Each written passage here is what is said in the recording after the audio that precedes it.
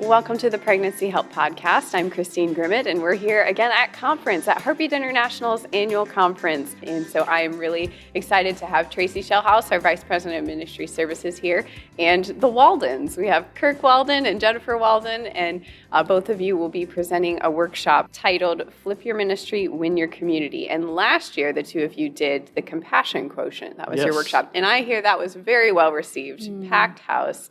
That recording is available on heartbeatservices.org under the store. We actually house all of our recordings there from last year and this year's workshops. You can check out if you would like to see what they were up to last year, and then you can also check out this year's recorded workshop as well. So again, heartbeatservices.org under the store. Take a look at what you missed if you weren't able to attend some of the sessions, or if you really loved a session and you'd like to share it with the rest of your crew at your center, that's where you can go to find those.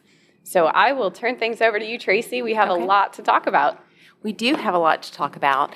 So I am so excited to be doing this podcast with you guys this morning. Kirk, I remember the first time I met you. It was in 2006. Wow. Yes, a long time ago. Yes. And you were trying to talk my executive director into, because it would have been good for her, your newsletter book.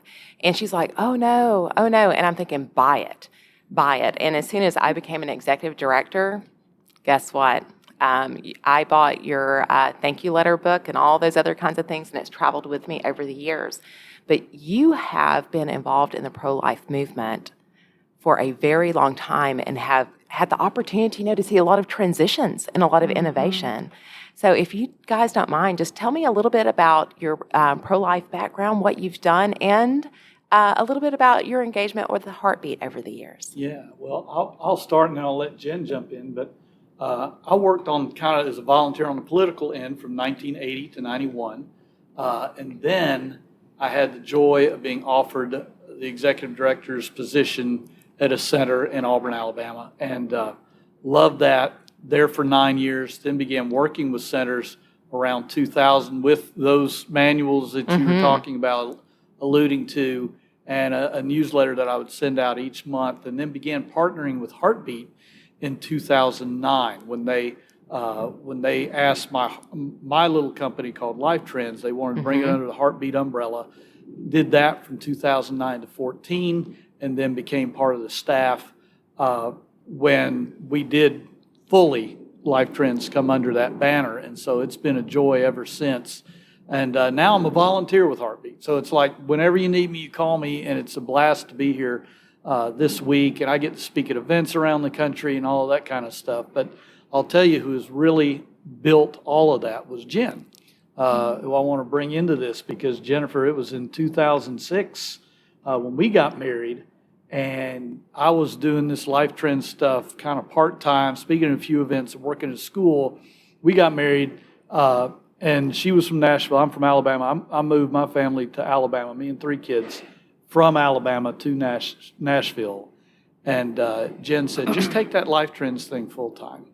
And so that changed everything. But she had been involved in this even before I showed up. Yeah, so my story is I grew up in a very small town, and just some events in my life that happened, I just made some terrible choices as a young woman. And so just always had compassion for any young woman facing a challenge, an unplanned pregnancy. So I got involved with my local pregnancy help ministry as a donor mainly, but throughout the years that was just a passion for me. Then went into education. And in my work in education, my client, that was my students. So right now, I currently work with a staff. I'm an administrator with a staff of about 18. And so working in that capacity and working and understand, I guess I have a heart for executive directors across this country and the challenges they face in their pregnancy help ministries. So I'm kind of going all over the place. But long story short, when I met Kirk, I just fell head over heels almost immediately. It didn't take long. Didn't take long for me either, babe. Yeah. So our passion, our shared passion for life, it just has been such a great partnership. I've been able to continue my work with education, which I absolutely love, but I've also been able to work beside him and cheering on people across the country. I've been able to go to so many pregnancy centers and talk with so many directors. So it's just an absolute passion for me. And I especially love Heartbeat. I've seen these people on the ground, and I'm just so in love with them. I'm so thankful for the work that they do. Well, that is so exciting. And a word that I heard over and over again as part of another word is passion. Yeah. Compassion and passion. And, it is, passion does drive compassion. But when you guys talk about, the compassion quotient, tell us a little bit about compassion and how you define it, and then how we see that lived out in the Bible and then in the pro-life movement. Yeah, this was such an interesting study for us. It's something we had a lot of morning coffee over. But what does it mean to have compassion? And we think about the passion of the Christ. So in studying that a little bit further, the word passion means to suffer. But when you add compassion, it means to suffer with. And it's like, that's what we're all about in Pregnancy Help Ministries. We're suffering alongside someone. And it's just the whole story of Jesus, his willingness to suffer with us and then to suffer for us ultimately. So it's awesome. Yeah, it's exciting to me as we delved into this in that workshop last year. And I think about Jesus as he connected with people. And that was what it was, because they could say, he's one of us. He knows exactly what I'm going through. He figured it out. And that, you think about the woman caught in adultery and all these different things. But one of the things that we've got a book coming out soon called Saving Samaria. And there's a moment with the Good Samaritan when Jesus is telling that story of the Good Samaritan. The Good Samaritan, after two people walked by this wounded man, he stops, and having compassion, Jesus said. I'm like, what did he do? He dressed the wounds. How many wounded do we reach out to in this work? Yes. Maybe you can't see it on the outside, but there are a lot of wounds. And we're like, that's what we do. And then he takes this person to the end. He supports this person financially. He does everything he can for the season that he's in that person's life. You notice that the Good Samaritan did not stick with the wounded guy forever. He did have some other things to do, but he stuck with him for the season that he needed to stick with him and suffered alongside him. And I think, wow, that's what we do. There's a season when they're in our lives, and we get to walk with them during that time. So that's a big deal for us right now. Something Kirk's always said that I just love is he said, we may only be a sentence in someone's story, but let's be a really good one. And I think in Pregnancy Help Ministry, so often we're a sentence. We have this person for a moment, maybe a year, it just depends. But we always want to be a great sentence in that person's life. That is awesome. I think about the fact, I listened to the compassion quotient, and it was exciting. I was on my way home, and there was a couple of times that I had to pull off the side of the road, and it's like, oh, let me write that down. But, one of the things that I often think about is, and what you were pointing out, is how Jesus talked and interacted with those, because he preached, but when he was talking one-on-one, the way he communicated was very different than when he was preaching to the masses. And in the pro-life movement and the work we do, so much of it is one-on-one. And I thought you guys did a wonderful job of talking about the one-on-one, the not being judgmental, being compassionate. And I was thinking about where you were talking about the gentleman that was at the Wednesday night dinner who wasn't married, and yet it was like, well, I believe it was it the hostess that said something about, I believe so. Well, maybe you want to put a ring on it, and then he's like, do you see this tattoo on my eyelid? Yeah. And so just unpack that a little bit as to when you see people and you know that they've been places where they've been hurt and are still hurting, but how do we respond? Yeah. And in fact, we're talking about our friend Julie in Galveston. Do you want Right. to share that with about Julie with the guy who's in the Bible study? Oh, goodness. Yeah. We were visiting a pregnancy center in Galveston, and the executive director, Julie, she was talking about how the guys sitting around the table at a men's Bible study that they had, and how many of them had been in prison for committing murder. I forget how many of them. I want to be careful about that, but everything's fine. No. Right, right. They all did what needed to be done. We'll They just put it that way. spent their time, but Julie was just, oh man, what they were doing there to love on these people and not, we're commanded to speak the truth in love, and we should be doing that. But when we're dealing with these people coming into our pregnancy centers, like what she experienced, they felt so loved by her. Yeah. And so she had invested in them so that they were willing to receive that from her. Yeah. And not walk away and say, well, how dare you? Yeah, and that's what she said. She said, have you thought about putting a ring on it with your... With some sass. Yeah, with a little sass. And he goes, and that's when he pulled down his eyelid, and over his eye on his eyelid was her name, the girl's name. And he said, I've done that. I mean, basically, I've done that. And we're like, okay, we'll worry about that another day right now. Right now, I'm just going to keep loving you. But you're telling me you're committed.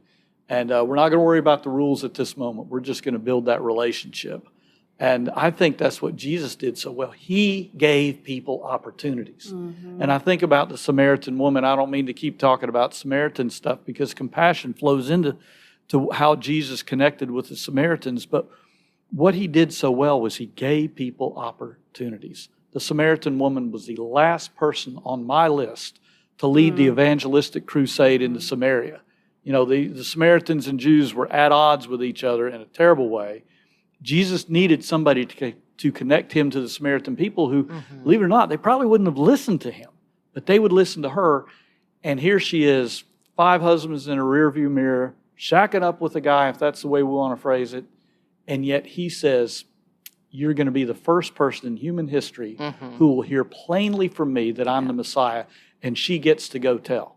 Even when Peter and James and all those guys said, you're the Christ, the Son of the living God, he said, don't tell anybody. But her, go ahead, cut her loose. And I think we need to give opportunities to those who come in. They don't need to see themselves as broken, torn up, and messed up. They need to see themselves as people with great potential, and we're going to offer you an opportunity. So that's what we do. That's what our ministries do.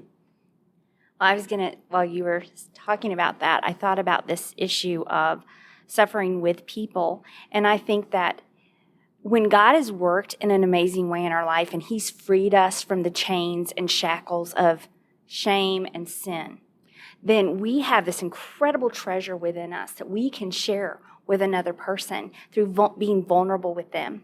And that is suffering with them. And it's, the first time I ever did that, I really just opened up about my own shame in my life and my own story of redemption and God's amazing grace. It was so hard, but he just has taken that and said, okay, thank you. I'm going to take that little gold you just gave to somebody. I'm going to multiply it. It is within that we are truly suffering with people. And I am so overwhelmed by the directors and men and women on the ground in pregnancy help ministries who are so vulnerable with their own stories, because it's through that investment that other people feel like, oh yeah, you get it. You really are suffering with me. You really understand. So I just can't stress enough. Keep doing it. Keep saying your story, because it is a treasure that you're investing in another person and truly suffering with them. So. And I often think about, where Scripture talks about from glory to glory to glory. I have seen in pregnancy help from healing to healing to healing. That's well said. And as we share those stories, as we're vulnerable, the Lord takes us to another level of healing. But in that vulnerability, what we do is we also allow those that we're sharing our story with to see the redemption, and it gives them the hope that they can be healed. Yeah. Isn't that amazing? Oh, I love yeah. it. And I can't tell you how many in the faith community, in the Christian community, I'll share my story at events, and Jen, you share your story. I know we did this in Idaho a couple of months ago, and the people who come up, and they realized it's okay for me to be vulnerable. And they'll tell me or tell Jen their stories. It's like, I didn't feel the freedom to do that until you, standing on a stage, got to do that. Well, here's the interesting thing. If you're an executive director out there, if you're a staff member of a pregnancy help center, you may not be literally standing on a stage, but to a lot of people in your community, you are on the stage. You're the expert on life. You're the expert on this ministry. And your vulnerability, I want to tell everybody, your vulnerability to be real with people is going to draw people in like never before. You want to build your ministry? You know, I've been involved in development for years. Want to build your ministry? Be vulnerable. Don't be perfect. Yes, we want to share the successes, but at the same time, if we can be personally vulnerable, then people are going to be drawn to us. And Jesus used people who had to be vulnerable to do that. The Samaritan woman goes back to her village of Sychar and says, look, I met a man who told me all the things that I've done. And I don't think he was talking about how she led the PTA or anything like that. This is stuff that people would be surprised to hear, and yet she was willing to share that and be vulnerable. And guess what? Many followed that day. And then Jesus said, I'm hanging around a couple more days, see what happens here. And then boom, even more begin to follow. And it starts with somebody being vulnerable. You want an awakening in your community through your ministry, be vulnerable. So I'm just building on what you were saying, Jen. I remember the first time I really felt the Lord tugging at my heart to tell my own story. And I was so mad at him. And I remember I was praying and I just heard him say, stop sitting on your grace. And that was like, oh my goodness, what in the world is he asking me to do? He is asking me to tell my story of grace, and I don't want to. But he's been so faithful and so kind. And like you said, Tracie, through the whole thing, just freed me and healed me, where, I'm just, thank you, Lord. I just feel so overwhelmed by his kindness and his grace. So. Well, I want to transition into talking about your workshop this year. But before that, I would wear a T-shirt that says, stop sitting on your grace. Ooh. I think that is a great idea. That. I love that. Because it would be... Trademarked by Tracie Shellhouse. No. It was Jen's words. Okay. Yeah, But, wouldn't that be a conversation starter that would lead in to being able to talk about just that? Because someone would come up and, what do you mean, stop sitting on your grace? Yeah. Oh, that is an exciting idea. I am sure that there are some screen print places near your house. I will be one of the first to buy it and proudly wear it. And if someone at a pregnancy center out there decides we're printing that, we're good with it. Yes, and let me know, and I will buy yours if you get to it before Kirk and Jenn do. Yeah. So this year you're doing a breakout session, and you're talking about flip your ministry, win your community. And you're doing that tomorrow? We are. And so tell us a little bit about what we can be looking forward to. And so that if people don't have the opportunity to go to it in person, they know that they can purchase it online and hear it in the upcoming days. Okay. Jen? Okay, let's see. This is another one. So last year, this is, I don't know, the Lord just doing a work in us personally. And then it's like, oh, wow, we actually get to share this with people. What an incredible blessing, but it has transformed our lives. And in this particular case, what the Lord just started impressing on us was, how are we measuring ourselves? How are we measuring our spiritual health? Personally, as a ministry, as a church, it really doesn't matter. How are we measuring ourselves? And for years, I had been measuring my spiritual health based on my spiritual disciplines. So was I praying? Was I reading my Bible? Was I attending services? Was I serving in ministry? So that was really my focus. And then Kirk and I, through just talking, it was like, oh my goodness, this is flipping on me. What in the world is this? I've been on this earth for 50 years, and you mean there's a different way I should be measuring my spiritual health? And so this guy, he always rocks my world. He's just always challenging me, which I absolutely love. It's part of what I love about him. But now, you go. Okay, well, we realized... I go back to Acts 2:47, when Luke's writing at the end of that chapter. We've had 3,000 people come to know the Lord, and Luke gets to the end of that chapter, And he says, this group of new Christians were having favor with all the people, and the Lord was adding to their number day by day. And that has really bothered me because I'm like, For years, that's bothered you. Yeah. Why not now? Yeah. Why are we not seeing? We're in these divisive issues. They had divisive issues. They had a lot worse society than what we see today. We can list all the problems in our society, but they paled in comparison to what they had. And yet the regular people out there, we're not talking about the religious elites who are opposed to them or the governmental elites, were drawn to them. They won favor with them. And if you look at that before you get to that Acts 2:47, you see what was happening. And Paul writes about it later in Galatians when he talks about the fruit of the Spirit. Jesus talks about being fruitful all the time. Fruit is in the, you counted how many times in the New Testament. I can't remember. There's a lot. Well, It's over 60 times. Over 60 times, talking about people with bad fruit, good fruit. The fruit of the Spirit, love, joy, peace, patience, kindness, goodness, faithfulness, gentleness, self-control. And I think that's how we measure it. You want to find a Christian? You find somebody who's patient, not somebody who knows all the answers. Now, you were talking about the disciplines. Yes, we're in favor of disciplines, no doubt. But that's not our measure. The discipline should lead to these things. And if you find a person who is full of these fruits, then they're going to be a person of prayer. They're going to be that. Yeah.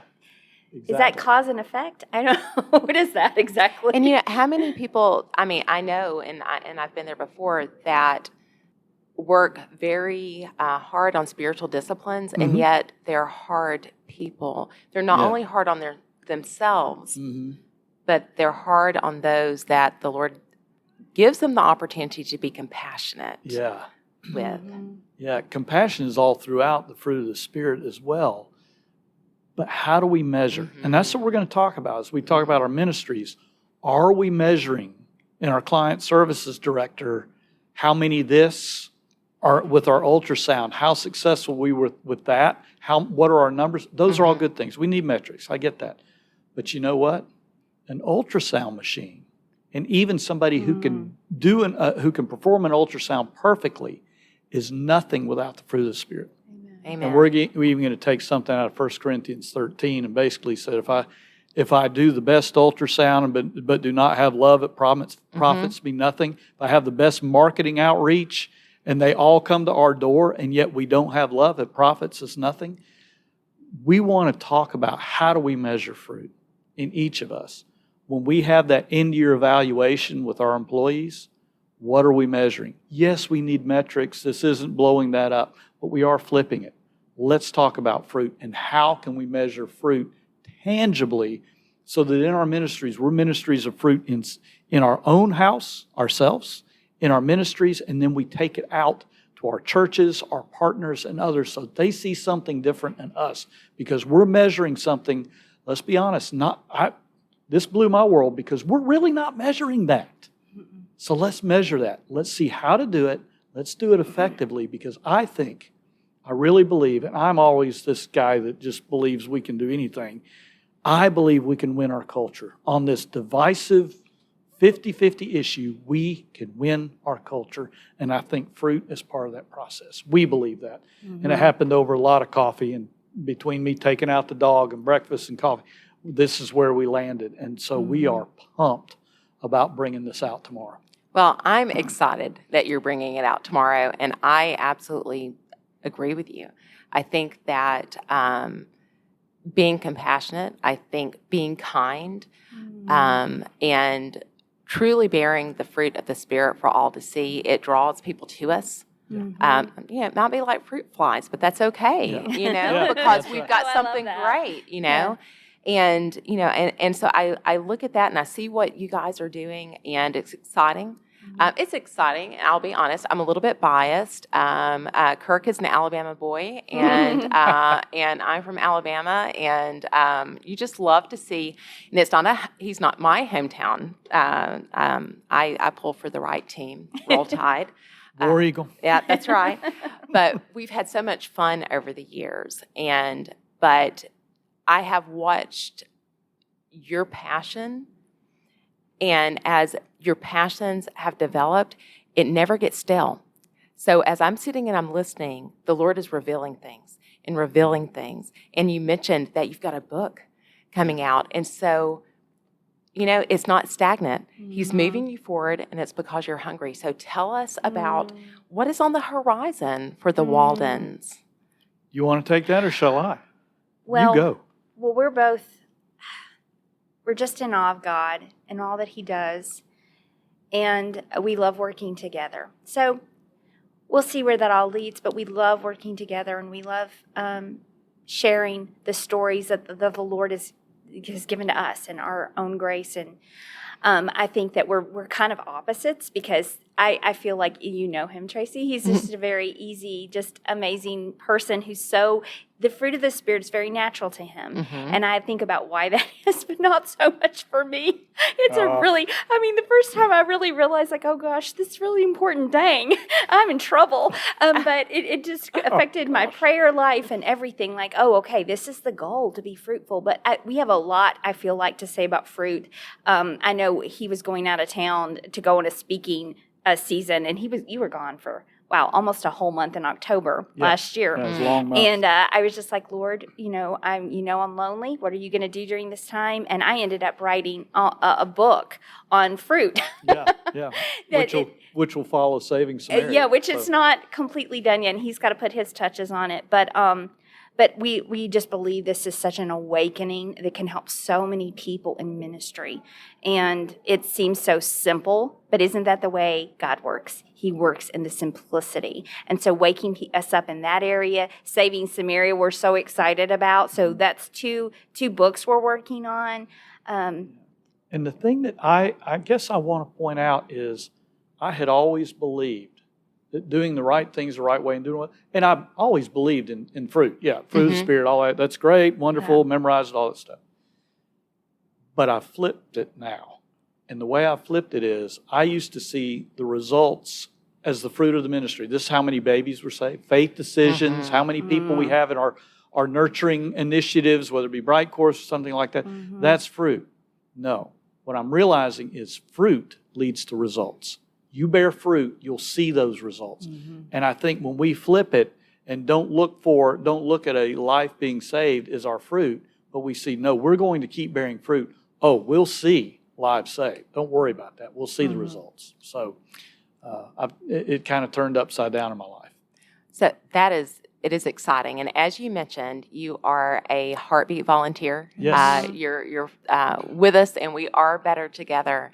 But your present ministry, now that you're a volunteer, just tell us a little bit, like what, I understand that there are great things on the horizon, and the Lord is opening up these doors, but what are the doors that you're walking through, and how are you now continuing to encourage and equip and empower? We want to hear about that too. Well, this is a neat thing, is this has given me an incredible freedom, really, as far as Heartbeat goes. Because I will have people contact me, and I just give out cards, my card, and I say, hey, if you need something, just call me. I've probably done that, 10 times just in the last day. And I enjoy that, but people can come to me and they say, well, where can I get this? I said, well, I'm not your answer for that, but Heartbeat is. And what's so exciting to me about Heartbeat is I'm part of the family, so we continue to grow with new ideas, new insights. And if someone has a question, Heartbeat has someone there who's an expert on it. I used to feel like, it was before I was with Heartbeat, I felt like, man, I really need to get up to speed on all these things because they see me as the expert on all things pregnancy center, and I'm not. And I've grown. I used to do a lot of development. I was an advancement specialist for Heartbeat, meaning I taught development fundraising. And just listening, say, Brian Gonzalez or Haley, as they were talking through a workshop last year, and looking at the insight that they have, that advancement and development continues to grow, and I can turn people over to them and say, just go. These folks have it. And whatever it is, whether it's APR, I could go through the list and spend all day, but I just love the fact that Heartbeat is an all-encompassing place, resource that people can go to, find a home for their question where they're going to get an answer, and someone to have compassion enough to walk alongside. The one thing I love about Heartbeat, as much as anything, is you call Heartbeat, somebody's going to talk to you. Yes. And they're going to do it as fast as they can. So that's why I love being here and being a part. Well, kind of you got off on your love for Heartbeat. Oh, sorry. And, which Was there is something I awesome. was supposed to do? Agreed. It's great. It's great. But I want to hear about She you wants guys. to hear about what you're doing. Yeah. Okay, what But- am I doing? I'm sorry. But Go ahead. You tell them what I'm doing. well, I feel like we over the years we have seen, like what you were saying, Tracie, about it's bait. How do we become the bait for our communities? And I think that Kirk's visited over 600 pregnancy centers easily around this nation. He's seen so many things, so many people on the ground. And really, I think we both have such a heart to help. How can we help come in and shore up staffs and encourage staff so that they can take care of one another? And then when you do that, it's like these concentric circles. It's like the pebble in the pond. When you are taking care of your staff well, which is something I know we're both passionate about, then that spreads into your community. It spreads into your local churches. It spreads into the nation at large. If we will get on board, I think we can, what will we do and accomplish as PHCs? But I think that we both feel very strongly that we have just this passion to go in and help ministry teams working together, and that's... And I'll probably do that once this book is out. I'm going to begin writing more on these topics, so you'll see more things. You may see some things in Pregnancy Help News, getting back with Lisa and her team, and beginning to do some videos just to help in that area. And so we really want to, if you build the inside, it'll flow out, and just like Jen said so well. So that's what I will be doing, and I can't wait to continue that process. I can't wait to watch it and have the opportunity to see it. And as you were talking, something that went through my mind is we hear a lot about training the trainer. Yeah. You are ministering to the ministers. You're That's empowering them. And you're leading leaders, you're empowering leaders to lead, but you're ministering to those where they need to be ministered to so that they can then go out and enlarge their territory and their impact. And that is just absolutely exciting. And, that is obviously, that's why you're such good friends of Heartbeat, and we love you so much because it's the same heart. It is empowering and equipping. And glorifying God. Yeah. And we do that through compassion. We do. And by loving each other. And we really are better together. And it is an exciting thing to see. And so thank you guys for taking the time today and letting us grab you and stick you in a room and giving us a little bit of insight as to what's going on. And I can't wait to hear your workshop tomorrow, and looking forward to it. And so, Christine, that is lots of great information. We managed to have a podcast, learn about the past, the future, and 2 workshops over 2 years, and however long we've been talking. And so, they can say that we talk slow because we're from the South, but I think we did pretty good. Not bad at all. Thank you I realize for having us. I'm the only northern person. I'm Ohio, and then I have some southern friends here, so I'm the outlier. But thank you all so much. This has been a great conversation. I did want to ask, where can people go to find out when the book is published and your future writing projects? KirkWalden.com. All right. KirkWalden.com or flippingfaith.com, and it'll send you to the same place. So flippingfaith.com or KirkWalden.com, and you can find us, and more will be coming out in the next couple of months. Sounds great. Stay tuned to the Waldens to find out more, and stay tuned to Pregnancy Help Podcast by subscribing, and share this with a friend who's in ministry, and I know it'll be a great encouragement to a lot of people who are listening. So thank you, and thanks to our listeners for listening to this episode of the Pregnancy Help Podcast.